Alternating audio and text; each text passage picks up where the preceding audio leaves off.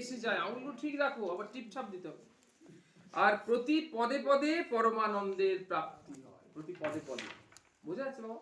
হ্যাঁ, প্রতি পদে পদে পরমানন্দের প্রাপ্তি হয়। ঠাকুর সীতারাম দাস বলছেন কামনা শূন্য হলেই মুক্তি। আরে যে শতত নাম করে তার কামনা কোথা দিয়ে চলে যায় সে জানতেও পারে না। নামাশ্রয়ীকে দূর থেকে প্রণাম করে কামনা পলায়ন করে। আপনা হতি আমাকে কামনা ত্যাগ করতে হবে না, কামনা দূর থেকে আমাকে প্রণাম করে, বলে ওর নাম জপ করছে এত প্রবাহ, ওর কাছাকাছি যাব না, আমি দূর থেকেই প্রণাম করে চলে যাই, কামনা চলে যায়। স্বামী ভূতেশানন্দজি মহারাজ বলছেন, মনে যখন দুঃখ হবে, বেদনা পাবে, মন্দিরে গিয়ে ঠাকুরকে তোমার মনের দুঃখ বেদনার কথা বলবে। উত্তরে তিনি যা বলবেন তা শোনার মতো কান তোমার তৈরি হয়নি, কিন্তু নিশ্চিত জানবে তিনি তোমার কথা শুনছেন শুনছেন শুনছেন। গুরু মুখে ঠাকুরের কথা যেমন শুনেছ, ধ্যান করে তাকে যেমন অনুভব করেছ, শাস্ত্র গ্রন্থ অধ্যয়ন করে যেমন ধারণা হয়েছে, ঠিক তেমনি চির অপরিবর্তনশীল তিনি তোমার সুখ দুঃখের বন্ধু, ব্যথার ব্যথী। তার কাছে গিয়ে প্রাণ ভরে আমার নিজের কথা যেমন জানাচ্ছি, মন হালকা হয়ে যাচ্ছে। এই সরো শেয়ার, সরো হাফ। যদি আমরা সরোটা দুঃখটা যদি শেয়ার করি তাহলে সরোটা হাফ হয়ে যায়, ঠিক আছে? এইটা সরো যদি শেয়ার করি, যখনই দেখবো যে দুঃখ যন্ত্রণার কথা যদি শেয়ার করি তাহলে হবে। যদি জাগতিক মানুষের কাছে শেয়ার করি তাহলে মন থেকে হাফ হবে না, কায়িক ভাবে হাফ হয়ে গেল। কিন্তু পরমেশ্বর তার তো সত্যি সত্যি তিনি দুঃখ সুখের পারে, তাই তার কাছে যদি শেয়ার করি সঙ্গে সঙ্গে আমরাও দুঃখ সুখের পারে চলে যাব। তাই বলছে কি, বৈষ্ণব শাস্ত্রে আছে, নাম সংকীর্তনে যার হয় শ্রদ্ধা উদয়, শ্রদ্ধোদয় মানে শ্রদ্ধা উদয়, কুল সঙ্গী আদি তার সুপবিত্র হয়, তার কুল তার সঙ্গী সবাই সুপবিত্র হয়ে যায়।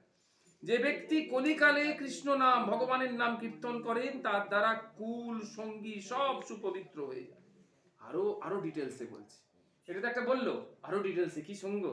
দ্বারকা মাহাত্ম্যে আছে, অতীতে পুরুষান সপ্ত, আমার জন্মের আগের যে 7 পুরুষ, ভবিষ্যান চতুর্দশ, সামনের জন্মে 14 পুরুষ, নর তারয়তে সর্বান কলৌ কৃষ্ণ ইতি কীর্তন, কলিতে কৃষ্ণ কীর্তন করলে আমার আগের 7 পুরুষ মুক্তি পাবে, আর আমার সামনের 14 পুরুষ তারাও মুক্তি পাবে যদি হয়।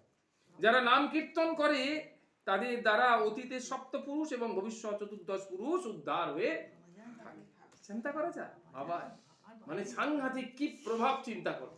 তাহলে এটাতে আমরা এইটুকু তো বিশ্বাস করতে পারি এখান থেকে, আমার আগের 7 পুরুষ উদ্ধার হলো কিনা সেটাও আমি দেখতে পাচ্ছি না, সামনে 14 পুরুষ আদৌ উদ্ধার হবে কিনা সেটাও জানি না, কিন্তু এটা তো পরিষ্কার যে নিশ্চয়ই তাহলে এর যদি এত ক্ষমতা থাকে তাদেরকে উদ্ধার করা, তাহলে নিশ্চয়ই আমার যে জন্ম জন্মান্তর ধরে যে পাপ সেটাকে অন্তত নিশ্চয়ই নাশ করতে পারবে, অন্যটা না করতে পারুক না পারুক, অন্তত এটা পারবে তো। এই স্বামী অদ্ভুতানন্দজি মহারাজ বলছেন, জীব যদি সাধন ভজন করে এবং ঠিক ঠিক তাকে চায় তবে সে নিশ্চয়ই তাকে পায়। ঠাকুর এ কথা দিব্যি করে বলে গেছেন। তিনি বলতেন, মাইরি বলছি, যে চায় সে পায়। আমরা তো তাকে সত্যি সত্যি চাই না, আমরা তার সঙ্গে প্রতারণা করি, তাই তো এত দুঃখ ভোগ। যে ভগবানের নামে জীবন কাটিয়ে দিতে পারে সে ভাগ্যবান। তার প্রতি বিশ্বাসে হওয়া তার প্রতি বিশ্বাস হওয়া কঠিন, কারণ তিনি অপ্রত্যক্ষ, তাকে দেখা যায় না। তো আমরা দেখা লোককে বিশ্বাস করতে পারছি না, সারা জীবন ধরে লোককে দেখছি সঙ্গে রয়েছি, তাকে বিশ্বাস করতে পারছি না পুরোপুরি, একটা ডাউট থেকে যাচ্ছে। আমি তোমাকে বলছি, তুমি কাউকে বলো না তো? বললো না, বলবো না। ওই আমার মাথার দিব্যি বলো, এইটা ছুঁয়ে বলো। তুই এতদিন ধরে বিশ্বাসটা অর্জন করতে পারি যাকে দেখছি রোজ, যার সঙ্গে রয়েছি, তাহলে ভগবান যে তাকে দেখিনি কোনোদিন, তাই না, তা তাকে কি করে বিশ্বাস করবো? তাই বলছেন যে কারণ তিনি অপ্রত্যক্ষ, সাধন করতে করতে তিনি প্রত্যক্ষ, সাধন করতে করতে তাকে দেখা যায়। বুঝতে পারছো? কোনো অসুবিধা হচ্ছে না? দেখো কারো কোনো অসুবিধা হলে বলবো। এই তো কোনো অসুবিধা নেই, সে সব তার দয়া। হ্যাঁ, যে অপ্রত্যক্ষ তিনি, সেই তার আশায় সারা জীবন কাটান। এ কি কম কথা? মানে যে অপ্রত্যক্ষ, যাকে দেখা যাচ্ছে না, তবু তাকে দেখার আশায় সারা জীবন কাটছে, যে কবে তার দেখা পাবো, কবে। কতখানি নিঃসংশয় হলে তবে এ সম্ভব হয়।